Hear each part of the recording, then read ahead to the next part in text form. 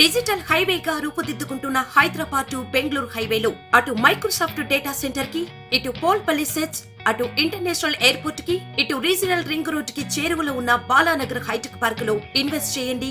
భవిష్యత్తు బంగారుమయం చేసుకోండి. Contact number 8500155255. CM Ramesh ఫ్లైట్లో వెళ్ళడం కానీ, లేదా అక్కడ ఆయన బ్రదర్ అనిల్తో బీటెక్ రవి, ఇవన్నీ యాదృచ్ఛికమని అనుకోవట్లా. ఎందుకంటే ఇదే బ్రదర్ అనిల్ను ఇంతకుముందు ఎంత దుమ్మెత్తిపోసేవాళ్ళో అందరూ తెలుసు. మీ అందరికి మీరే వాటన్నిటి అప్పుడు చేసేవాళ్ళు. క్రిస్టియన్ ఓట్ల కోసం గాలం వేస్తున్నారని, బ్రదర్ అనిల్ వస్తున్నాడని ఆయన ఒక దీని కింద చూపేవాళ్ళు. మరి నిన్న చాలా మర్యాదపూర్వకంగా ఈయన పోయి ఎయిర్పోర్ట్లో కలిశారట. ఎయిర్పోర్ట్లో ఎట్లా మర్యాదపూర్వకంగా బీటెక్ రవి కలుస్తారో నాకు అర్థం కాలేదు. వాళ్ళు వెళ్ళి కలవడము.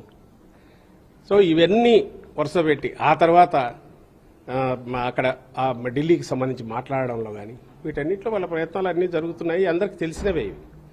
వాటి గురించి మేమెందుకు కామెంట్ చేయట్లేదంటే ఇష్యూస్ డైవర్ట్ అవుతాయి. మేము దేని మీద చెప్పాలనుకుంటున్నామో దాని నుంచి డీవియేట్ అవుతుంది కాబట్టి మా అంతటా మేము అనట్లా. But at the same time సొంతంగా పార్టీ పెట్టుకోవడానికి కానీ, లేదా ఇంకో పార్టీలో చేరడానికి కానీ, ఒక్కసారి ఆమె రాజకీయ ప్రస్థానం మొదలయ్యాక షర్మిలమ్మ గారికి ఆమె ఇష్టం, అది ఆమె చూజ్ చేసుకోవద్దు, వెళ్తారు. ఒకసారి వచ్చిన తర్వాత ఇక్కడికి వచ్చాక కాంగ్రెస్ పార్టీ నాయకులుగానే ఉంటారు, నాయకురాలుగా ఉంటారు. ఆమెకి ఎక్కడికి వస్తున్నట్టు కూడా ఇంతవరకు అనౌన్స్ చేయలే. ఏపీ నుంచి అండమాన్ దాకా ఎక్కడైనా పనిచేస్తానన్నారు, తెలియదు. ఒకవేళ వస్తే కాంగ్రెస్ పార్టీ నాయకురాలుగా వస్తారు. ఇలాంటి గతంలోనే జరిగింది. మా పార్టీ పుట్టినప్పుడే ఫస్ట్ బై ఎలక్షన్లోనే వివేకానంద రెడ్డి గారిని ఆ రోజు కాంగ్రెస్ దీంట్లోకి ఇది పెట్టుకొని, ఆ రోజు తెలుగుదేశం కాంగ్రెస్ కలిసే కడపలో జగన్మోహన్ రెడ్డి గారిని మా పార్టీని మొగ్గలోనే ఉంచాలని ట్రై చేశారు.